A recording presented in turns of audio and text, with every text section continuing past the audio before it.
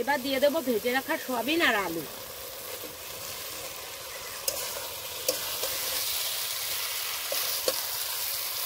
বন্ধুরা দেখুন সয়াবিনটা কতটা লোভনীয় লাগছে, এই দেখুন। বন্ধুরা উপর দিয়ে এবার ভেজে রাখা ডিমগুলো দিয়ে দেব। উপর দিয়ে ধনেপাতা কুচি দিয়ে দেব। বন্ধুরা সয়াবিন আর ডিম দিয়ে এইভাবে একবার বাড়িতে ট্রাই করে দেখতে পারেন। মাছ মাংসকেও হার মানাবে এই সয়াবিনের তরকারি।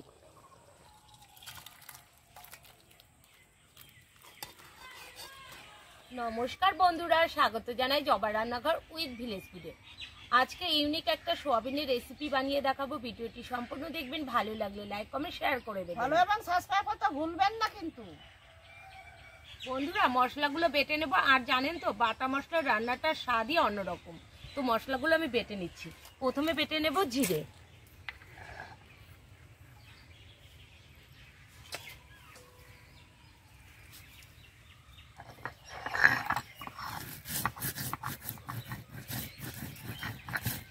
বন্ধুরা জিরে আদা রসুন বাটা হয়ে গেছে, তুলে নিয়েছি। লঙ্কাও বাটা হয়ে গেছে, তুলে নেব।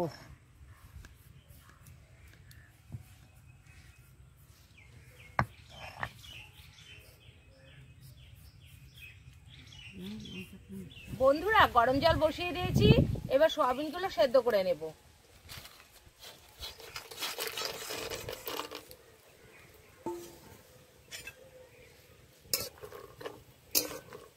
বন্ধুরা ভালো করে সয়াবিনটা সেদ্ধ করে নিয়েছি, এখন নামিয়ে নেব।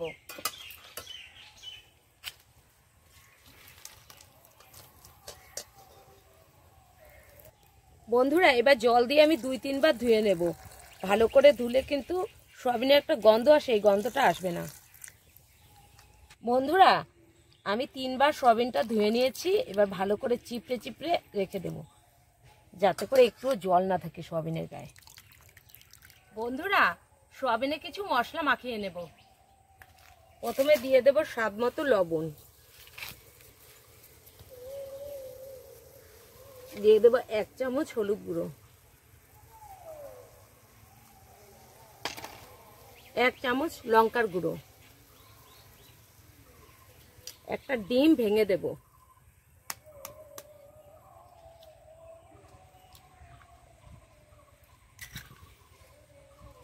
দিয়ে দেব 1 চামচ সয়াবিন। 100 গ্রাম সয়াবিনের জন্য 1 চামচ বেসন। এবার ভালো করে মেখে নেব।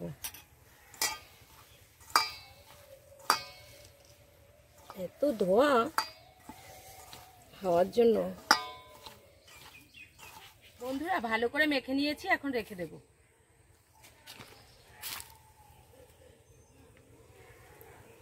বন্ধুরা কড়াই বসিয়ে দিয়েছি, কড়াই গরমও হয়ে গেছে, এখন তেল দিয়ে দেব।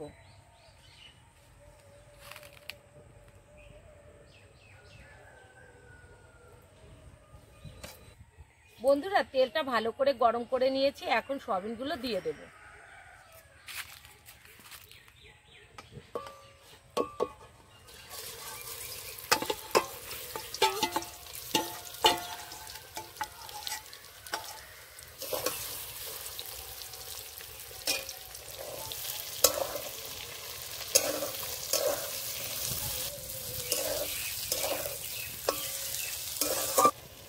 বন্ধুরা সয়াবিনটা ভালো করে ভেজে নেব। বন্ধুরা ডিমে একটু লবণ হলুদ মাখিয়ে নেব। দিয়ে দেব স্বাদ মতো লবণ, হলুদ গুঁড়ো আর 1 চামচ বেসন।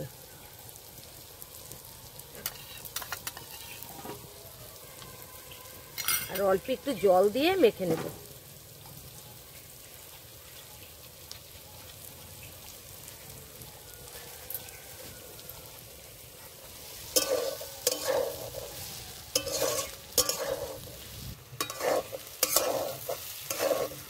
বন্ধুরা সয়াবিনগুলো ভালো করে ভেজে নিয়েছি, এখন নামিয়ে দেব।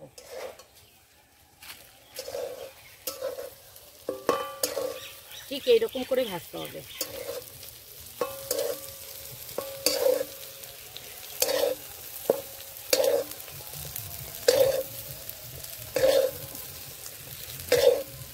বন্ধুরা এবার ডিমগুলো ভেজে নেব।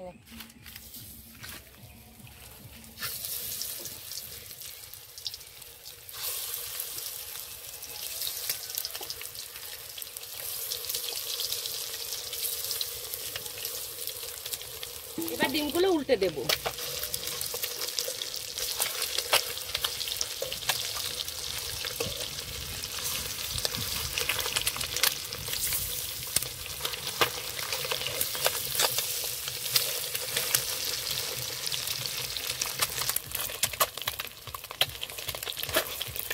বন্ধুরা এবার ডিমগুলো নামিয়ে নেব।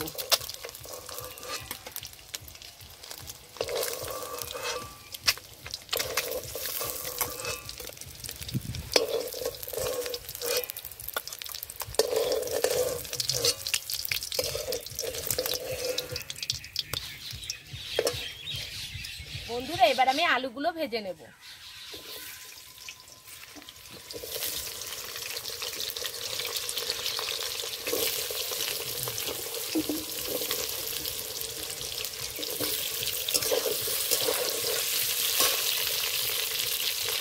অল্প একটু দিয়ে দেব লবণ, অল্প একটু হলুদ গুঁড়ো। এবার ভালো করে আলুগুলো ভেজে নেব।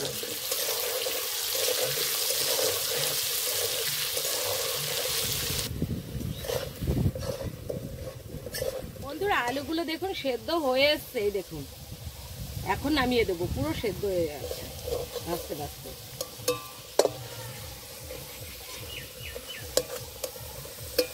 আলুগুলোর সুন্দর একটা কালার এসছে, হালকা হলুদ।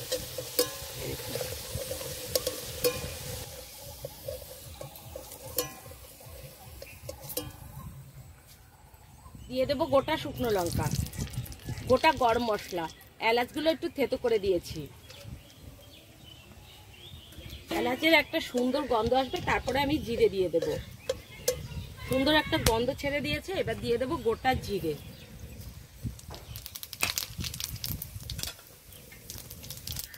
এবার দিয়ে দেবো পেঁয়াজ কুচি, টমেটো কুচি। এবার ভালো করে ভেজে নেব।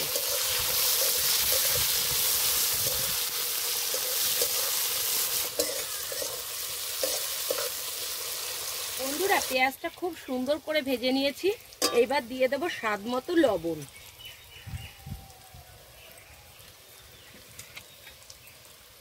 এক চামচ হলুদ গুঁড়ো,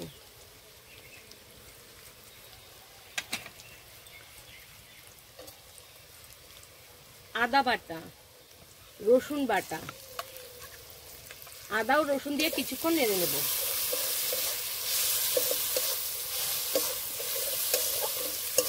আদা রসুনের কাঁচা গন্ধ চলে গেছে। এবার দিয়ে দেবো জিরে বাটা, শুকনো লঙ্কা বাটা, মশলা ধোয়া জল দিয়ে দেবো।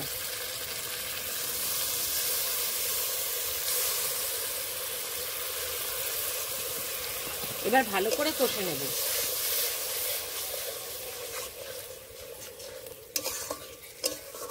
বন্ধুরা মশলাটা ভালো করে কষে নিয়েছি আর তেলও ছেড়ে দিয়েছে। এবার দিয়ে দেবো ভেজে রাখা সয়াবিন আর আলু। আবারও কষে নেব।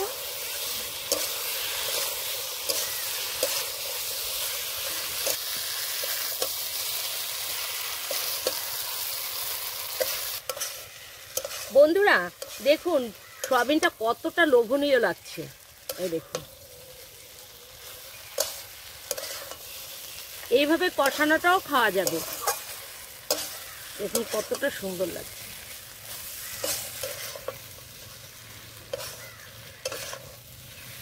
বন্ধুরা সয়াবিনটা ভালো করে কষে নিয়েছি, এবার জল দিয়ে দেব।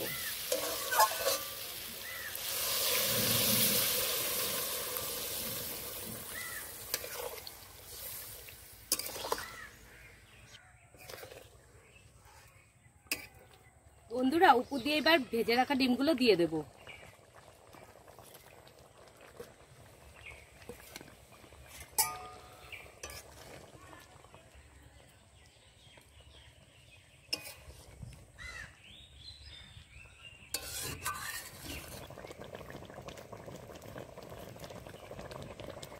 গুঁড়ো গরম মশলা দিয়ে দেব। 1 চামচ ঘি দিয়ে দেব।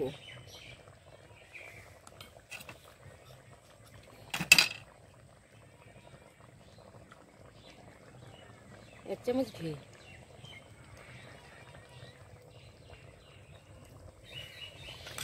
উপর দিয়ে ধনেপাতা কুচি দিয়ে দেব।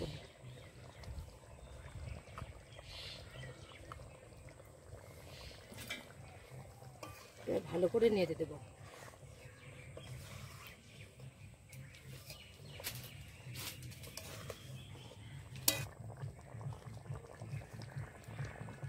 বন্ধুরা, সয়াবিন আর ডিম দিয়ে এইভাবে একবার বাড়িতে ট্রাই করে দেখতে পারেন।